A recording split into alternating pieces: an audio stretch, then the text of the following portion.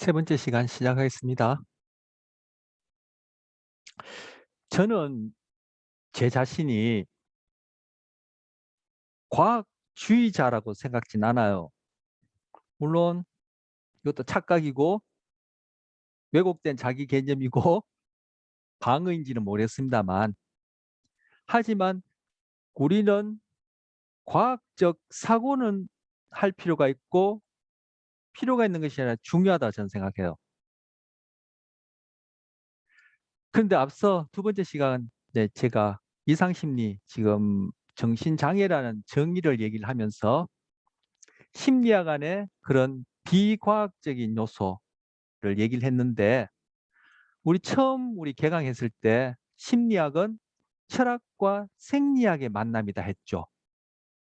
근데 철학 중에서도 지금 인간 이해가 우리의 주된 관심이 될 텐데, 그런 인간의 정신적, 소위 심리적 경험이라는 것이 생리학이 다루는 것처럼 그런 만져지고 볼 수 있고 하는 그러한 객관적 물질 대상이 아니란 말이에요.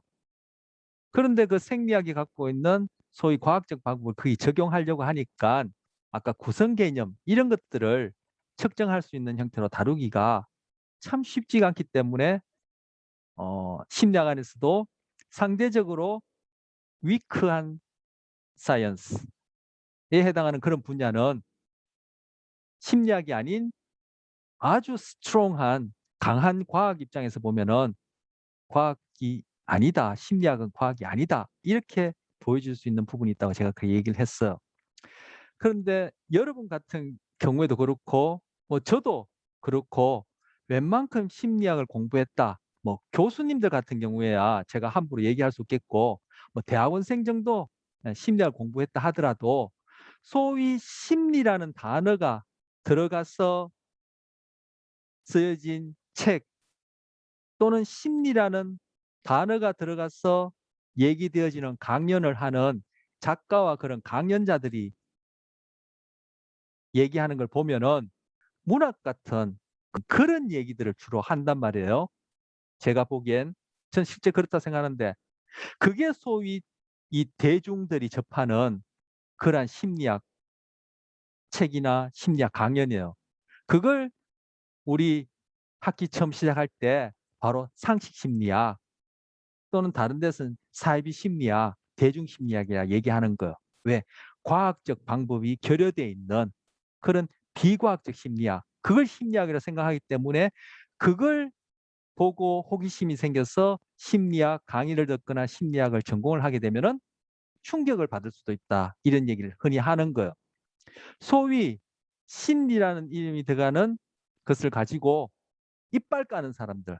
제가 이빨 깐다는 표현을 제가 좀 전 쉬는 시간에 내부 검색해 보니까 사전에 나오더만요. 이게 표준인지는 모르겠지만 그게 뭐 속어, 언어, 비어 이런 것 없이 그냥 대화한다 이런 얘기로 나와요. 이빨 깐다는 얘기가. 소위 그런 이빨 까는 작가나 강연자들이 하는 그러한 얘기를 여러분이나 저 또는 대학원 정도 심리학을 공부하는 사람이 들어도 솔깃해요. 왜? 우리가 어려서부터 부지부지간에 엄마로부터 친구로부터 이 내가 살고 있는 사회로부터 들어왔던 그러한 은유적 언어 표현을 가지고 얘기를 하니까 굉장히 쉽고 재미있고 이해가 잘 되는 것 같지만 그거는 과학적 설명이 아닌 부분이 많아요. 그냥 묘사하는 거죠. 디스크립션, 은유하는 것이지 소위 스트롱한 과학이나 심리학 안에서도 생물 심리학처럼 그 과학적인 방법으로 인과관계, 독립변인, 종속변이 간에 설명을 하는 게 아니란 말이에요.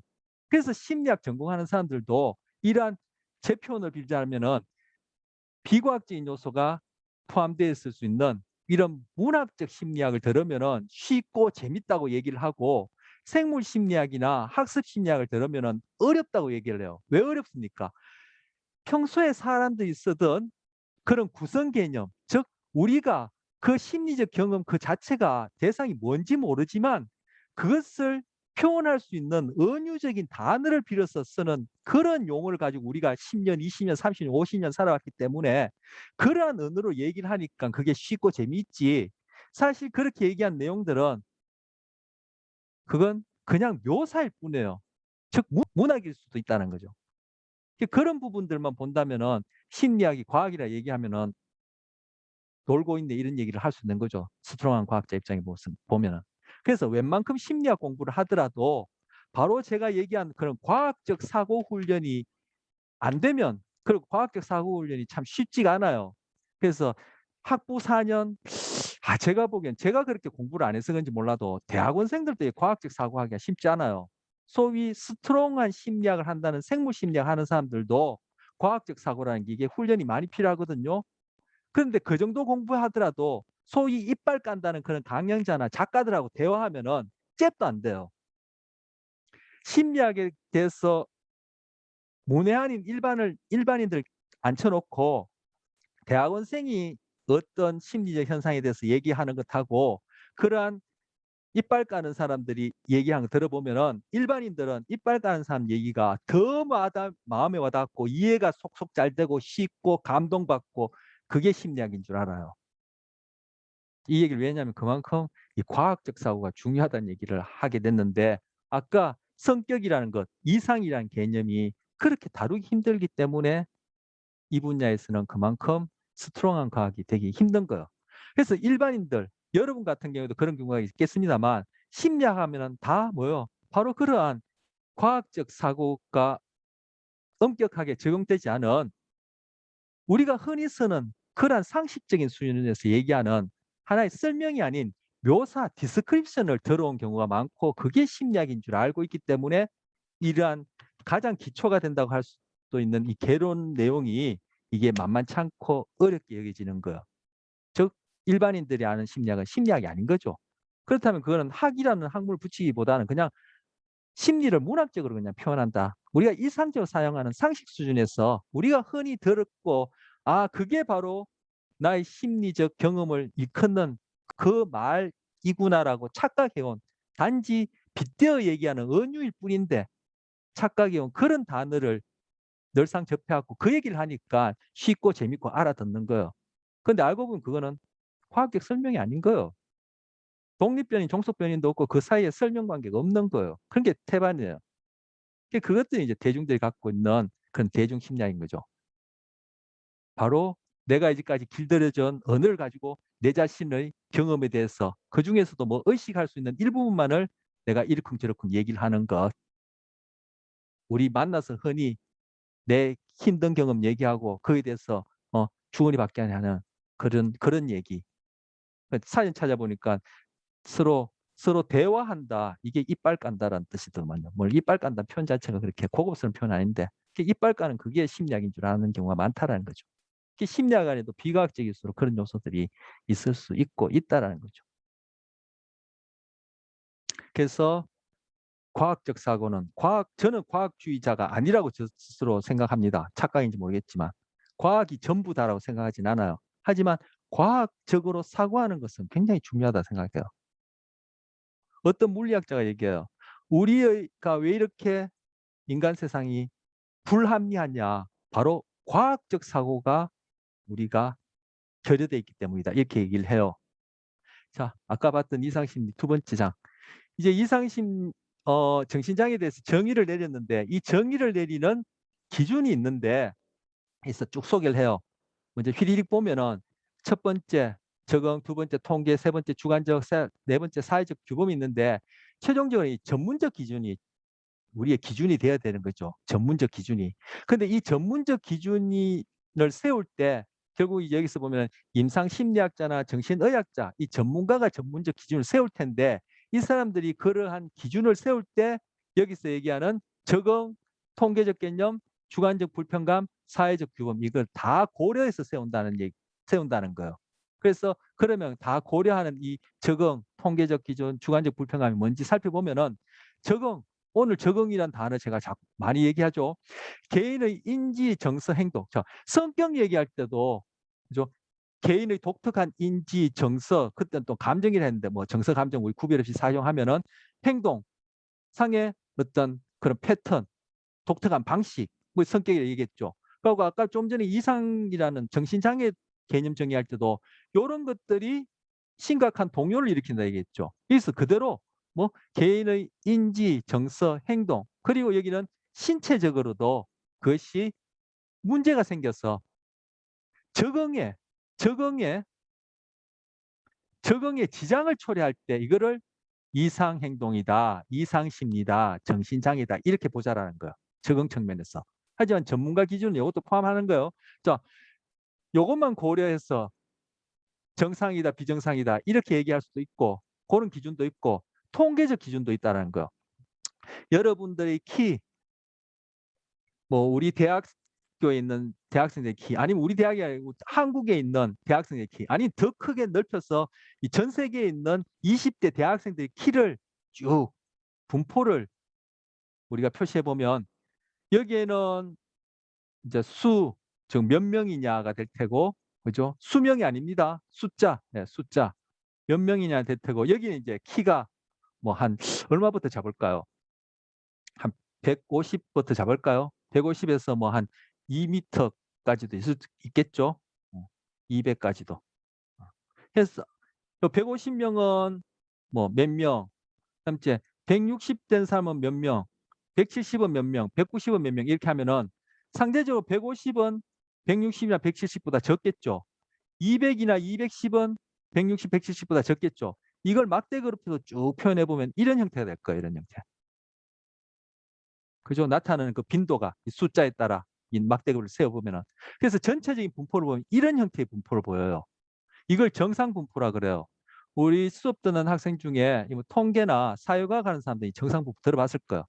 근데 이 정상 분포에서 이 평균값을 기준으로 평균값이 이 경우에 뭐 170이 될지 얼마 될지 몰라요. 평균값을 기준으로 그죠? 표준 편차를 계산할 수 있죠. 우린 평균 표준 편차 이런 거는 우리가 익히 고등학교에서 중학교에서 이제 배운 바가 있는데 바로 평균을 기준으로 표준 편차 값이 얼마가 되었던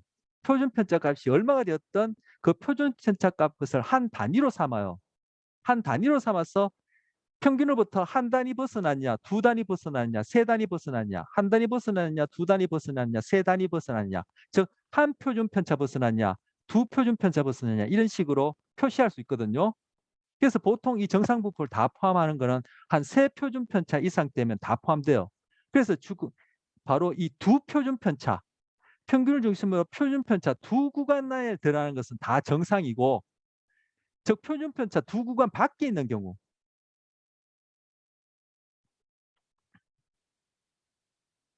두 표준 편차 밖에 있는 경우, 이 경우가 비정상이다라고 보는 게 통계적 기준이에요. 그렇다면은 이 평균값은 시대 문화에 따라 그죠? 우리가 보려는 인지, 정서, 행동, 신체에 있어서 기능 저하나 어떤 그런 적응을 초래하는 그러한 정상들을 이런 식으로 아까 키를 측정하듯이 그렇게 측정해서 분포를 보면은 두 표준 편차 밖에 있는 경우는 지금 통계 기준으로 비정상이다 얘기를 하고 싶은데 이 분포에서 이 평균 이 값은 시대 문화에 따라 얼마든지 변할 수 있겠죠. 그래 되면 여기서 두 표준 편차 밖에 이 분포에 해당하는 사람들이 비정상이라 얘기하는 것은 이건 또 절대적인 기준이 또 안 되는 거예요. 이게 바로 통계적 기준이에요. 아까 제가 자기 실현을 얘기를 하면서 시달타, 예수, 인순신, 뭐 아까 고어는 우리 앞선 시간에 제가 두사 차례 예를 들었는데 이 사람들 통계적 기준으로 보면 어디에 해당할까요? 평균에 해당하는 사람이에요? 아니에요. 그죠? 바로 두 표준 편차 밖. 뭐 이쪽이 되었던 저쪽이 되었던 어쨌든 뭐 특이한 사람, 상식적이 아닌 사람. 달리 얘기하면은 대부분의 뭐냐 그냥 그렇고 그런 사람하고는 다른 사람이란 뜻이에요. 바로 이런 사람들이 뭐 자기 신으로 가는 경향성이 있다는 거죠. 아니면 자기 신으로 가는 사람은 세상이 요구하는 그런 가치 기준에서 벗어난 두 표준 편차 밖에 있는 사람이란 거예요. 그런 사람들의 행동이나 정서나 인지를 보면은 저 같은 두 표준 편차 안에 평균에 가까운 사람은 다르겠죠. 그래서 그런 사람들을 뭐 이런 이상 심리나 정신 장애에서는 우리 흔히 하는 말로 미쳤다라 그러고, 실제로 예수 시달다 같은 사람은 그 시대 사람들이 미쳤다 그랬어요. 예수의 엄마 가족조차도 예수는 미쳤다 그랬어요. 그런데 2000년 지나고 보니까 누가 미쳤어요? 예수 이외에 그 시대의 상식이라 얘기했고, 바로 저 같은 사람이 가치 기준으로 삼은 그 기준이 미친 거죠. 바로 이게 혁명가예요. 바로 이게 자기 실현자의 모습이에요. 그래서 제가 아까 뭐 자기 실현하는 사람은 오히려 사회를 초월한다. 뭐 제 표현이 이게 전문적이지 않지만 탈사회화한다. 즉 뭐예요? 세상에서 얘기한 가치를 뛰어넘어 버린 거죠. 바로 생물학적 가치도 뛰어넘어 버린 거예요. 바로 뭐 죽고 사는 문제도 I don't care 이런 것이 자기 실현으로 가는 그러한 경향성과 관련된 특성이에요. 너무 아이디어라고 이상적이죠. 뭐 저 같은 사람 꿈도 꾸기 힘들어요. 하지만 그런 사람이 없는 건 아니죠. 시대를 이끌어온 리더들은 다 이런 경향성이 있죠. 뭐 세상에서 얘기하는 메슬로가 얘기하는 하위 단계의 그런 욕구들은 어릴 때 1차 양육자의 관계 속에서 유아기 때, 아동기 때 그 수준의 욕구와 관련된 것이지 성인이 되면 될수록 그것으로부터 벗어난다는 거예요. 즉 자기 중심적인 생각에서 벗어난다는 거. 즉 사회적 의식에 대해서 더 많이 관심을 가지고 자기 것을 내려놓는다. 즉 자기 부정을 한다는 거. 바로 통계적 기준으로 보면은 바로 자기 실현하는 사람들은 두 표준 편차 밖에 있는 미친 사람이에요. 그렇다면은 과연 정상과 비정상이 무엇이냐 구분하기가 애매해지는 거예요. 지나고 보면 그게 명확하지만 그 당시대에는 실제 예수 보고 가족들조차 미쳤다고 그랬거든요. 근데 시간이 이만큼 지나고 보니까 그 시대 정신이 미친 거죠. 예수만 멀쩡하고.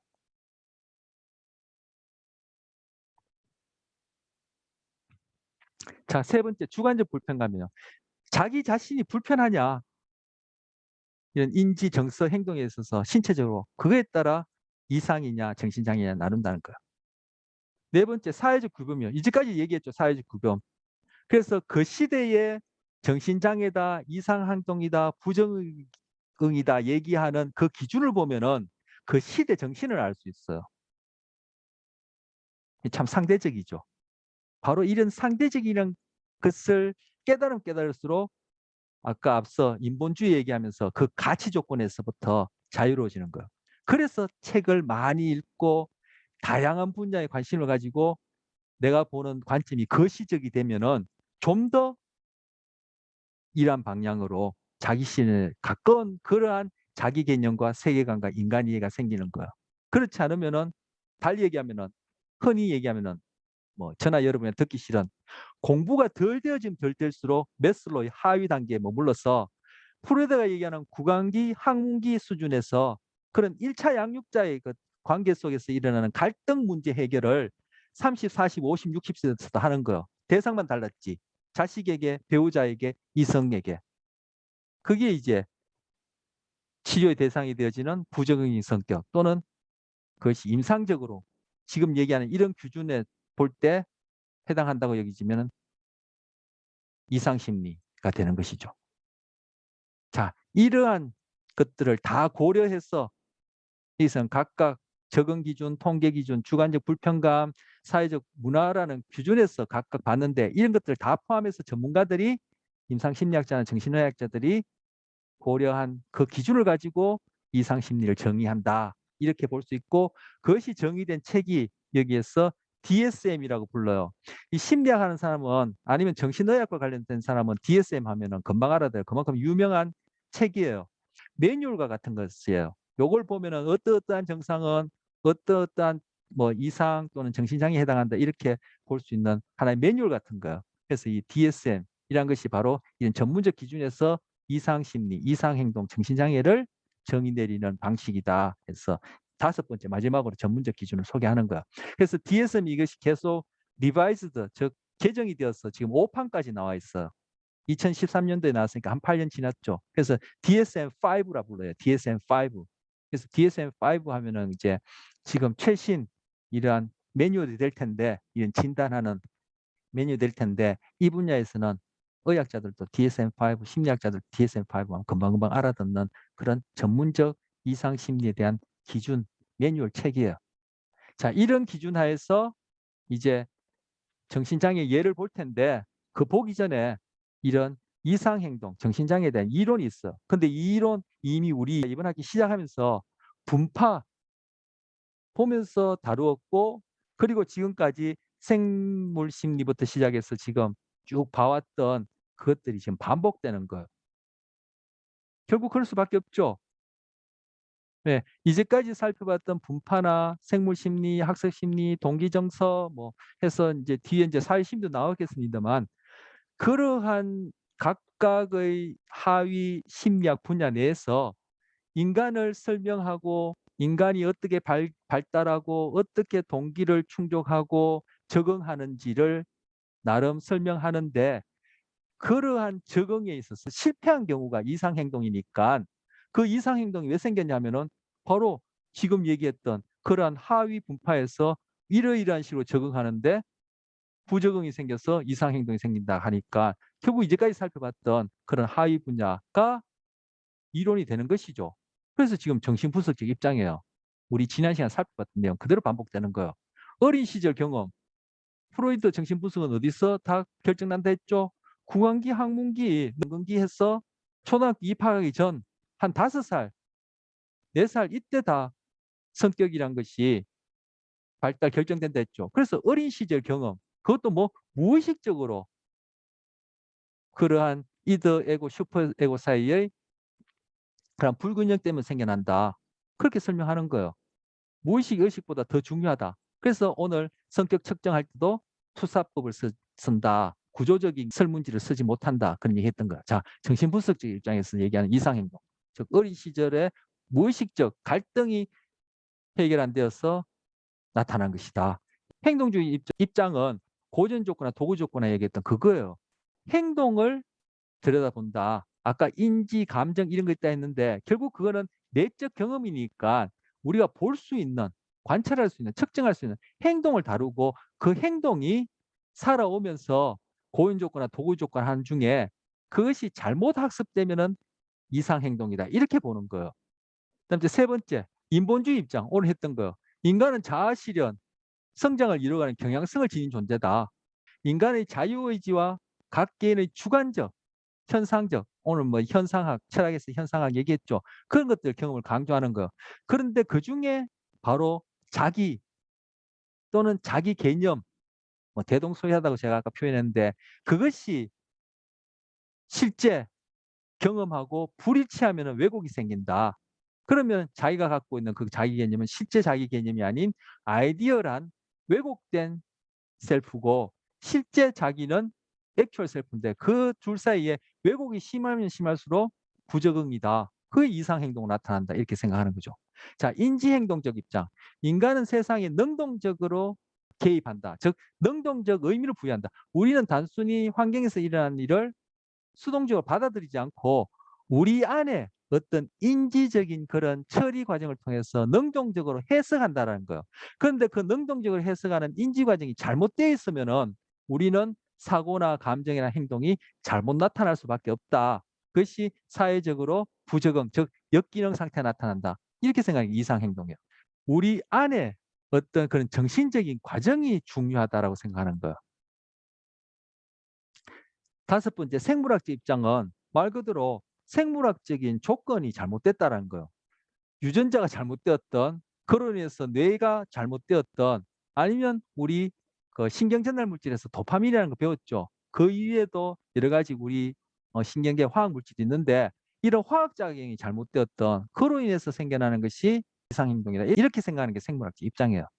또 하나, 통합적 입장이 있어요. 마지막이 될 텐데. 통합적 입장 안에는 스트레스 취약성 모델이 있고 생물 심리 사회적 모델이 있어요.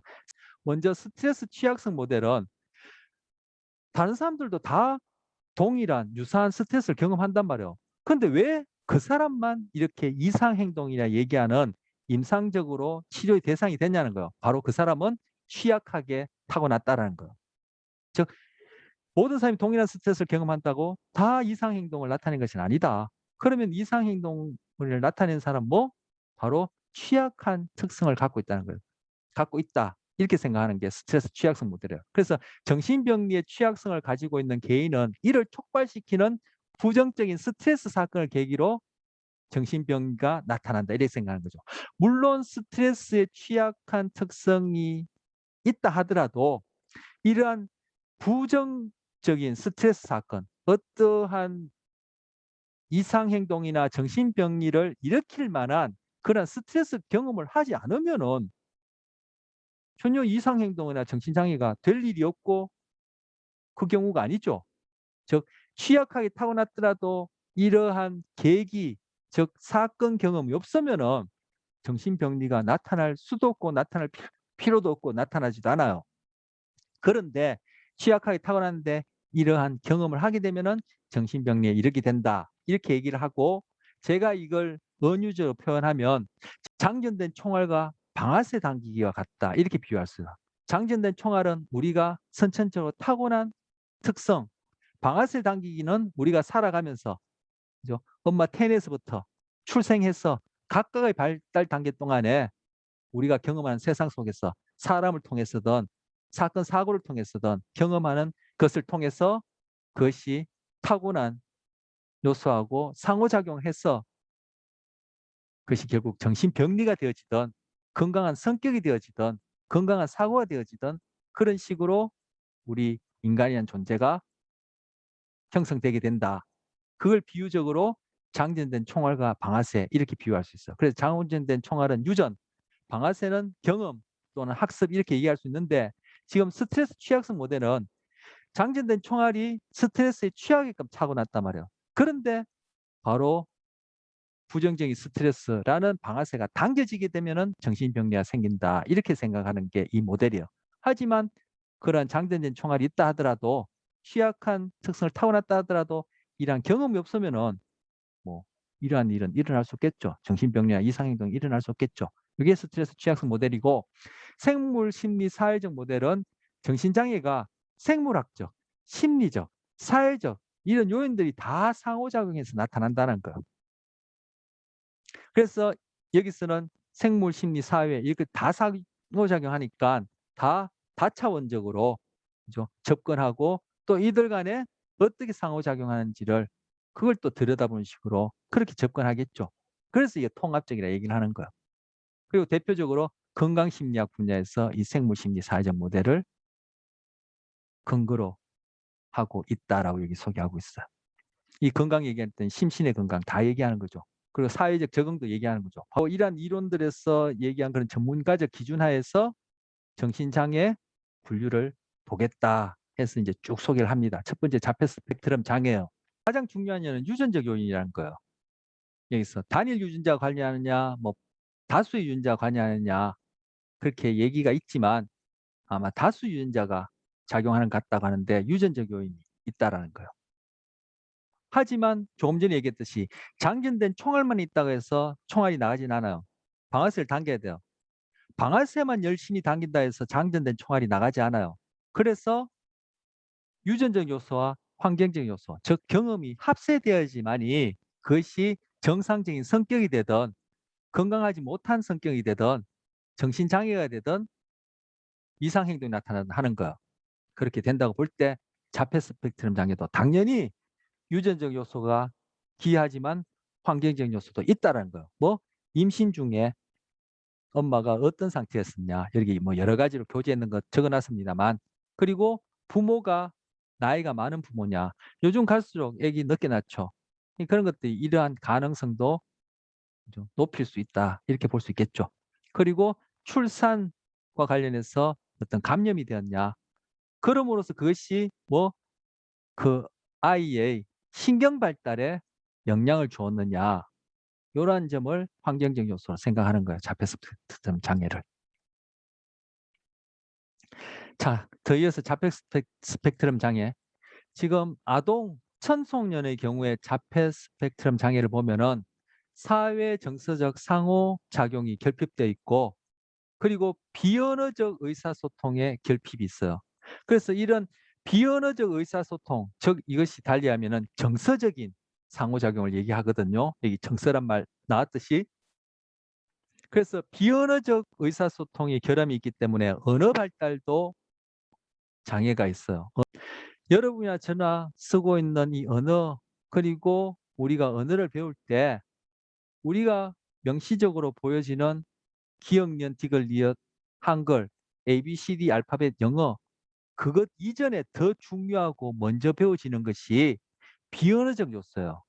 그러한 발음을 하고 듣고 말하고 할 때 그 안에 있는 바로 정서, 비언어적 요소와 관련된 뉘앙스가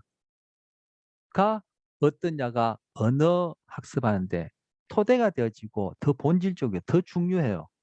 그래서 우리가 그러한 결정적 시기를 놓치고 난 다음에 즉 나이가 들어서 제2외국어를 배우려면은 부지불식간에 무의식적으로 학습하게 되는 정서 부분이 우리가 배우기가 힘들기 때문에 제2외국어를 배워도 그 단어를 적재적소에 상황에 따라 순발력 있게 사용하기가 힘든 거예요.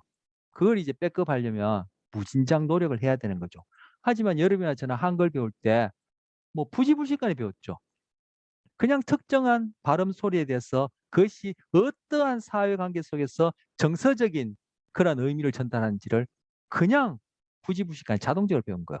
그런데 사표 스펙트럼 같은 경우에는 바로 이런 사회관계 속에서의 정서적 소통이 결여되어 있기 때문에 이런 언어 발달에도 문제가 생기는 거예요.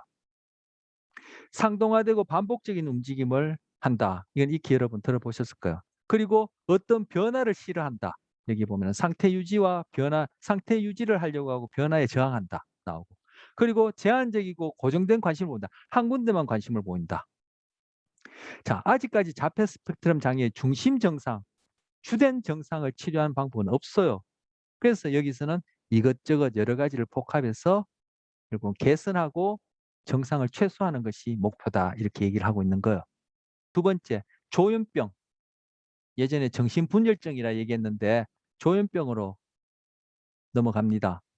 주제도 바뀌고 시간도 마칠 시간 되었으니까 요거는 다음 시간에 또 하도록 하죠.